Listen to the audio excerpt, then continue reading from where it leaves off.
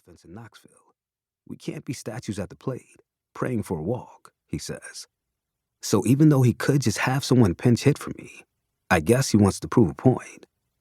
So the real question is why I can't manage to swing the bat. At this point, I think Coach would be fine if I just closed my eyes and swung at anything, as long as I actually swung. But I can't. As soon as the count gets tight, and sometimes before, I freeze. I'm using my cleat to trace figure eights in the dirt when I feel Shep tug hard on my sleeve. My mom's here. Let's go. I follow him silently, still replaying the last at bat in my mind, still trying to imagine what it's going to be like sitting on the bench in Knoxville instead of setting up behind home plate, where I belong. What would Carter Langston do? I wonder. Then, just as quickly, my brain answers back. The star catcher of the Nashville Wildcats definitely wouldn't get benched for a bunch of backward Ks. What's your problem? I buckle my seatbelt in the back of Shep's mom's SUV and shrug. Dude, we talked about this.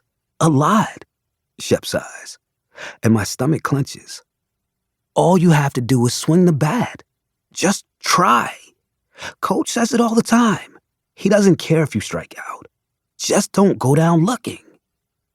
I know, I say under my breath. But you didn't swing at all. I know, I say again.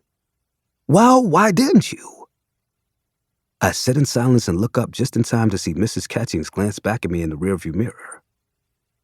I take it the scrimmage didn't go well? Shep sighs again. I just found out I'll be pitching a Tucker drop third strike Glenn in the biggest tournament of the season. Even though I kinda feel like crying, I also kinda feel like laughing. A perfectly reasonable reaction, considering how trash Tucker Glenn is in catcher's gear. Tucker has to have dropped like 75% of third strikes he's seen during the season. Even worse, 9 out of 10 times, he doesn't even throw the batter out at first. It's enough to frustrate any pitcher, especially one as good as Shep. So what's the plan now? Mrs. Catches says into the rear view. I stare out the window and count the highway markers as we approach the exit from my house. I don't really have a plan, I say finally. It's fine. Fine? But you're the best catcher on the team. And I know you don't want to sit on the bench in Knoxville, do you? Shep's been my best friend for 8 years, ever since we played t-ball together when we were 4. We're close enough that his mom talks to me like I'm her kid.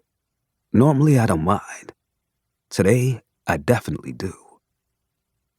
Maybe Tucker will be so bad that Coach Michaels will have to put me back in, I say. I hadn't thought about this before, but it makes so much sense when I hear the words spill from my mouth. Waiting for Tucker to fail is the perfect solution. At least I think it is. Until I look back into the rear view and catch Mrs. Catching's disappointed reflection. You know, Pumpsie, she says, it's no fun to root against someone else, especially when that someone is your own teammate. Take control of your own destiny. Don't let it rest in someone else's hands. I feel Shep turn his eyes toward me, but I ignore him. He's been in control of his destiny his whole life, the star of every team we've ever been on. He doesn't understand what this is like. He can't understand it. So there's zero point in trying to explain what I already know to be true. I'm probably not going to get to play catcher in Knoxville. And when I don't, I'm just going to get over it. Not because it isn't the absolute worst case scenario. It definitely is. But because I have no choice. I will get over this just like I've gotten over everything else. It's what you learn to do when life throws you nothing but else. Mrs. Catchings pulls into my driveway. I spot my mom's car and remember the plans we had for later that evening. When I do, the knot in my gut immediately begins to unravel. I stretch my legs in front of me, and all my muscles relax, like I've been soaking in a hot tub for the last 20 minutes. I smile to myself and push every thought about Coach Michaels and Tucker Glenn and the Music City legends to the farthest corner of my brain. Right now, they don't even matter. In just a couple of hours, the Nashville Wildcats will be playing in the most important series of the Major League season. Really, it's the most important series in franchise history.